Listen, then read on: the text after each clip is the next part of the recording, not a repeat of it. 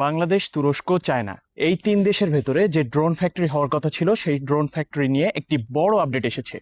সেই আপডেটটি হচ্ছে এই ড্রোন ফ্যাক্টরিটি বাংলাদেশের বগুড়াতে অবস্থিত হতে যাচ্ছে, যেটি কিনা মাননীয় প্রধানমন্ত্রী তারেক রহমান তিনি সংসদে জানিয়েছেন।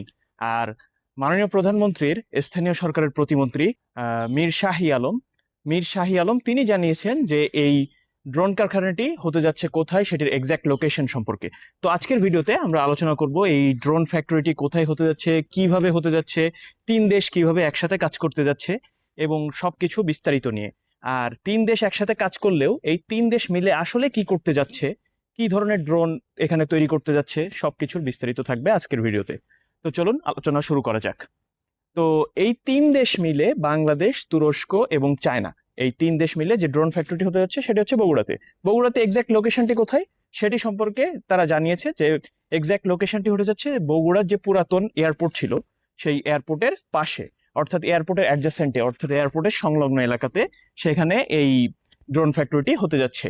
সাথে এই ড্রোন ফ্যাক্টরিটির সাথে তারা আরো একটি ঘোষণা দিয়েছে, সেটি হচ্ছে এই বগুড়ার যে পুরাতন এয়ারপোর্টটি সেই এয়ারপোর্টটি আবার নতুন করে তৈরি করা এবং এখানে ইন্টারন্যাশনাল ফ্লাইট ওঠানামা করার মতো করে এই এয়ারপোর্টটিকে তারা আবার নতুন করে নবায়ন করতে যাচ্ছে, অর্থাৎ এয়ারপোর্টটিকে তারা এখানে বাস্তবায়ন করতে যাচ্ছে, এই এয়ারপোর্টটিকে আবার নতুন করে রেনোভেশন করতে যাচ্ছে।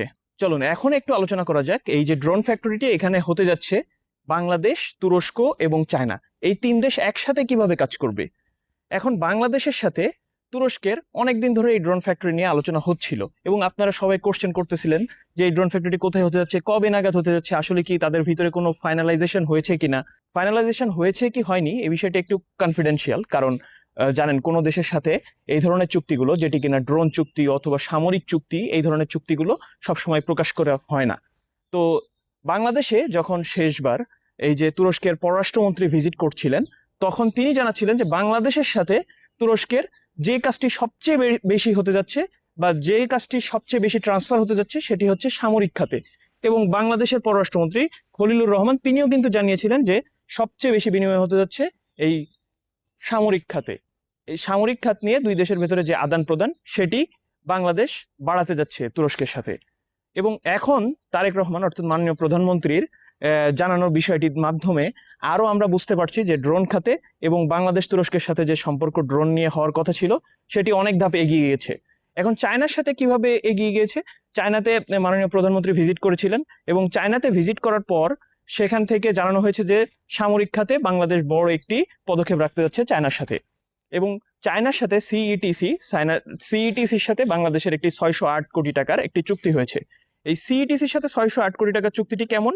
এই চুক্তিটি হচ্ছে, ধরেন এই সিইটিসি হচ্ছে অনেকগুলো কোম্পানি মিলে, সিইটিসি হচ্ছে Chinese electronics and technology corporation, এর আন্ডারে রয়েছে শেংহিয়াং, এর আন্ডারে রয়েছে চেংদু, এই ধরনের কোম্পানিগুলো।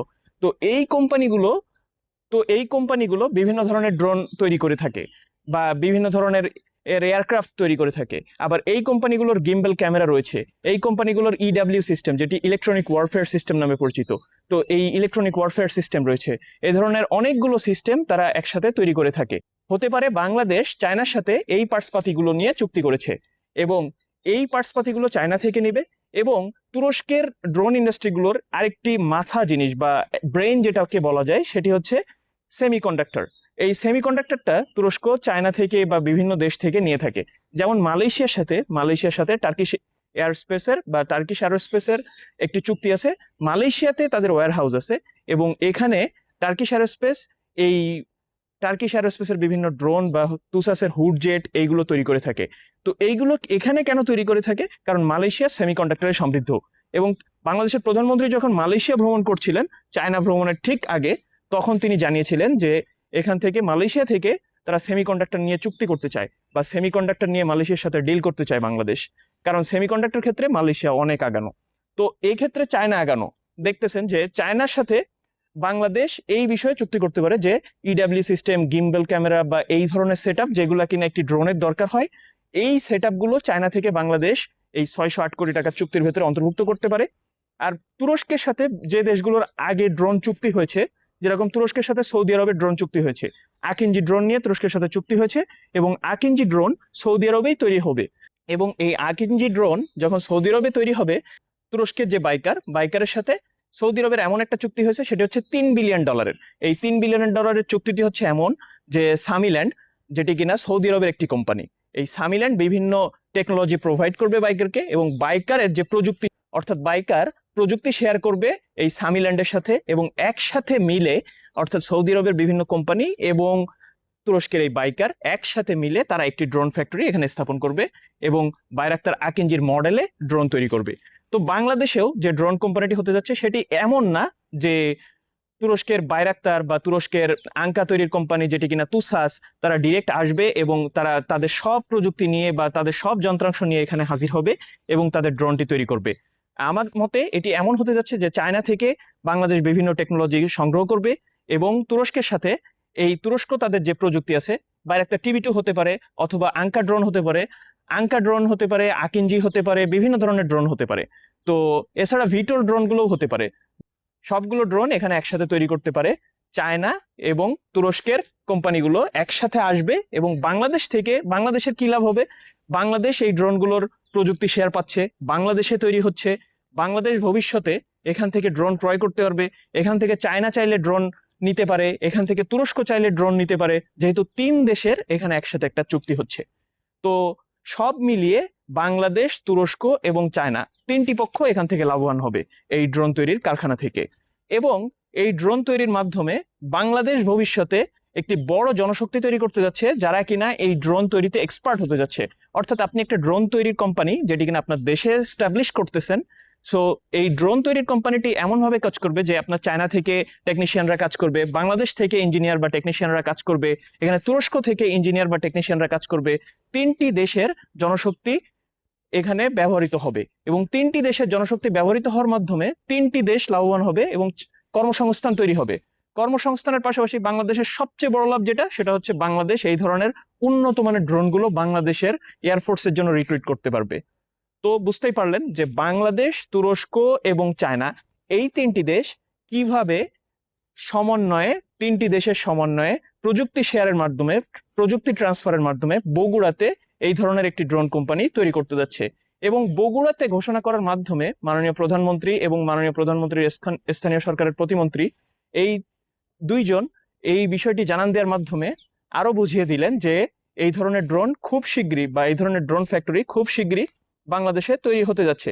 এবং তুরস্কের সাথে যে এই ধরনের কোনো চুক্তি হয়েছে কিনা, ফাইনালাইজড কোনো চুক্তি হয়েছে কিনা, বা এটার ফাইনালাইজড কোনো খসড়া প্রকাশিত হয়েছে কিনা, এই সবগুলো বিষয় সামনে যদিও না আসে, বা এই সবগুলো বিষয় এখনো সামনে না আসলেও খুব শীঘ্রই হয়তো আসতে যাচ্ছে। কারণ এই যে জানান দিল যে ড্রোন ফ্যাক্টরিটি এখানে হতে যাচ্ছে, একটা লোকেশন তারা জানান দিল, অনেকগুলো বিষয়ে আলোচনা যদি না হয়ে থাকতো তারা এই বিষয়টা হয়তো জানাতো না। তো আশা করি খুব শীঘ্রই বাংলাদেশ, তুরস্ক এবং চায়না মিলে, 3 দেশ মিলে এই ড্রোন ফ্যাক্টরিটি, বগুড়া হোক আর যেখানেই হোক, আমরা চাই বাংলাদেশের জন্য একটি ড্রোন ফ্যাক্টরি হোক, সেখানে বাংলাদেশের কর্মসংস্থান হোক এবং বাংলাদেশ এই ড্রোনের মাধ্যমে লাভবান হোক। আমাদের চাওয়া এটি। আর আপনারা জানাতে পারেন আপনাদের মতামত, আরো কোন কোন দেশের সাথে বাংলাদেশের ড্রোন নিয়ে চুক্তি করা উচিত, অথবা এয়ারক্রাফট ক্যারিয়ার, অথবা এই যে বিভিন্ন ধরনের সামরিক প্রযুক্তি রয়েছে, এই প্রযুক্তিগুলো নিয়ে আলোচনা করা উচিত, বা কোন দেশের সাথে বাংলাদেশের চুক্তি হওয়া উচিত। চায়নার সাথে জেটেন্সি নিয়ে চুক্তিটি কতদূর এগোলো সেটি আমরা এখনো কিছু বলতে পারছি না। চায়নার সাথে মাননীয় প্রধানমন্ত্রী লাস্ট সফরে চায়না ভ্রমণ করেছিল, সেখানে চায়নার সাথে সামরিক প্রযুক্তি নিয়ে, ভিডিওর প্রথমেই বলেছি যে সামরিক প্রযুক্তি নিয়ে চায়নার সাথে বিভিন্ন বিষয়ে আলোচনা হয়েছে।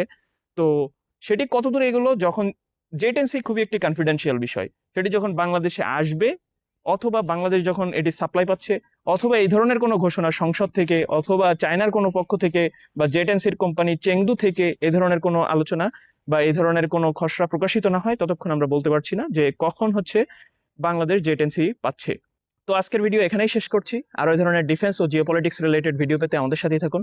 ডিফেন্স ডাইনামিক্স সত্য প্রচারে কুণ্ঠিত বোধ করে না। ভালো থাকুন, সুস্থ থাকুন। আসসালামু আলাইকুম ওয়া রাহমাতুল্লাহি ওয়া বারাকাতুহু।